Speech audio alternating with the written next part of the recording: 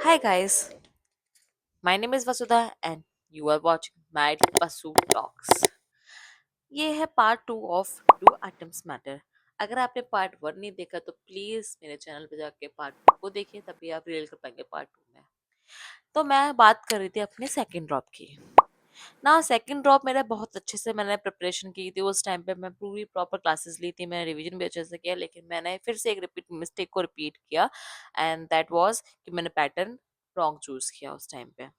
वही सेम चीज रिपीट हुई। मैंने पढ़ाई की सब कुछ अच्छे से किया, क्वेश्चन सॉल्व भी किए, लास्ट तक आता आता मेरे पास टाइम नहीं बचा, बायो के क्वेश्चन बहुत सारे रह गए और फिर से मैंने वही गलती की। And this time I got 536 marks and वो कट ऑफ से कम था उस टाइम पे। तो मैंने सोच लिया कि अब मुझे इसको आगे कंटिन्यू नहीं करना है। देन फिर मैंने डैडी से बोला कि अब मुझे इसको आगे कंटिन्यू नहीं करना, मुझे आगे बीएससी करनी है, बीएससी करके हम ग्रेजुएशन खत्म करूंगी एंड देन उसके बाद मैं यूपीएससी की प्रिपरेशन के लिए चली जाऊंगी, या फिर ये मेरा प्लान था पूरा इस टाइम।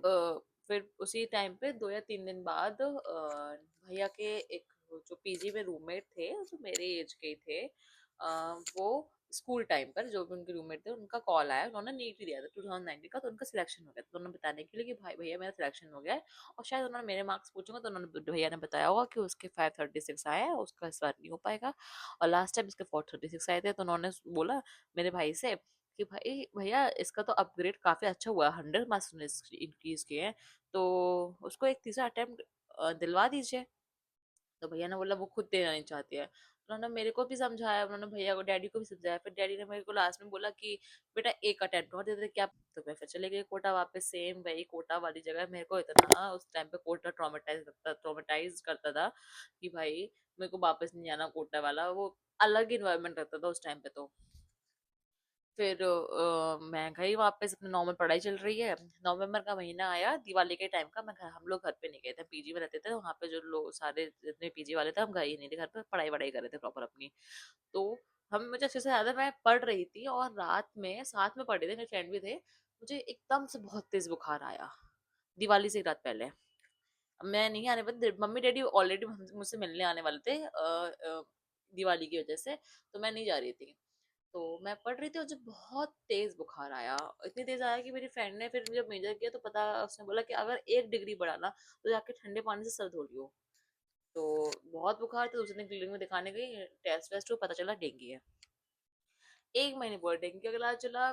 मेरे पास अभी फोटो नहीं है, नहीं तो मैं दिखाती। महीने बाद दिसंबर में का महीना था, आराम से गया, बहुत सही से गया हुआ। जनवरी के टाइम में मैं सुबह कोचिंग जा रही थी, ऐसे ही कुछ एकदम से मुझे बुखार आया और मुझे बहुत ज्यादा ना इचिंग हो रही थी, पीछे पीठ पे बहुत खुजली हो रही थी मेरे को। वहां पे दाने वाने कुछ हो गए थे, तो मैंने मम्मी को बताया कि मम्मी बुखार जैसा लग रहा है और दाने यहाँ पे ऐसे हो गए हैं। तो मम्मी ने बोला दाने कैसे हो गए हैं, तो मैंने बताया ऐसे थोड़ा थोड़ा पानी सा आ रहा है, लाल से हैं।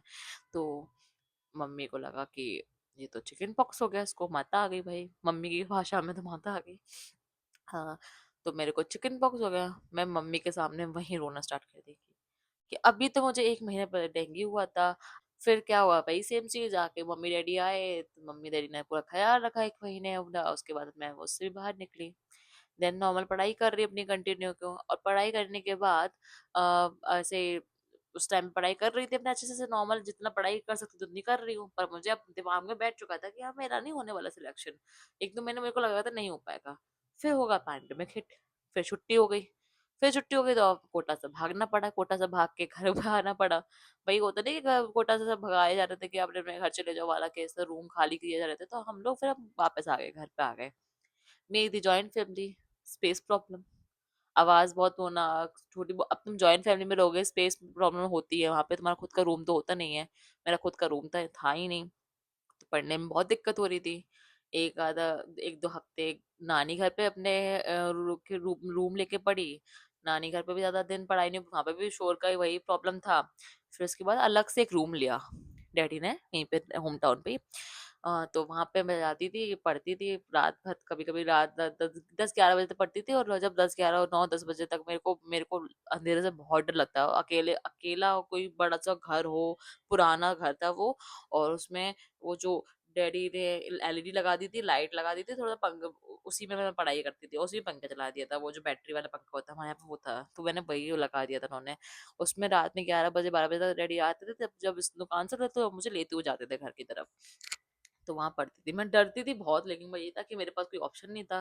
मैं वहाँ पढ़ाई-वढ़ाई अपना कंटिन्यू कर रखी। फिर मैंने एक गलती जो की एग्ज़ाम से पहले, मैंने ना फ़ॉर्मूले रिवाइज़ करना छोड़ दिया और मैंने क्वेश्चन सॉल्व करना छोड़ दिया। एक बार के लिए क्या, फ़ॉर्मूला रिवाइज़ तो मुझे याद थ हो रहे थे, लेकिन मैं क्वेश्चन करना छोड़ दिए थे मैंने 1 हफ़्ते पहले तक। अब मेरे को जब जिस दिन पेपर देने जा रही हूँ, उससे 1 दिन पहले मेरे को फ़ॉर्मूलेज़ याद नहीं आ रहे हैं। मेरे को अलग एंग्जायटी कि भाई ये चीज़ याद नहीं आ रही, क्योंकि और भी चीज़ें मुझे करनी थी, अब मुझे फ़ॉर्मूले भी याद नहीं आ रहा है। मुझे लगा अब तो नहीं होगा सिलेक्शन। अभी तक मेरा थॉट प्रोसेस यही चल रहा है। फिर मैं रात भर सोई नहीं, नीट के 1 दिन पहले बहुत एंग्जायटी होती, नहीं सोई मैं बिल्कुल, मुझे नींद नहीं आई। सुबह फिर मैं जब एग्ज़ाम देने गई तो मैं बहुत चिल हो गई थी। मैं सोच लिया था कि ये तो मेरा लास्ट अटेम्प्ट है, होगा तो होगा, नहीं होगा तो बाहर में जाए। मैं बहुत क्लियर थी उस टाइम पे।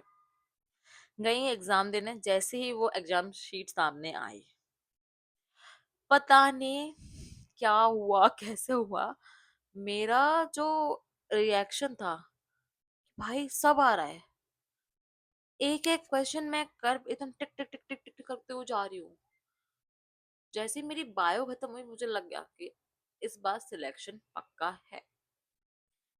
केमिस्ट्री, टिक, टिक, टिक। केमिस्ट्री में मुझे वो चीज़ याद आ रही थी जो मेरी ट्यूशन टीचर ने मुझे 11th-12th में पढ़ाई थी।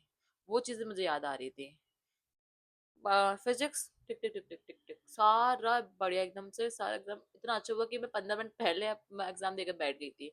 मतलब मैंने अपनी जिंदगी में कोई भी एग्जाम 1 मिनट पहले तो छोड़ा नहीं है, लेकिन इसमें मैं 15 मिनट पहले आराम से बैठी हूँ। And I was very clear कि अब मेरा सिलेक्शन हो चुका है।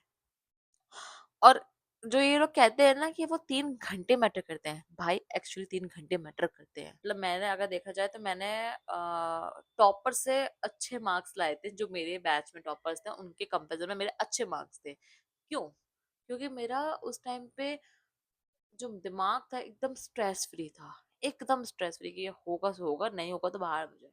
लिटरली मैं इतनी कॉन्फिडेंट हो गई थी उस टाइम पे कि आएगा तो आ जाएगा, नहीं आएगा तो जाए बाहर में।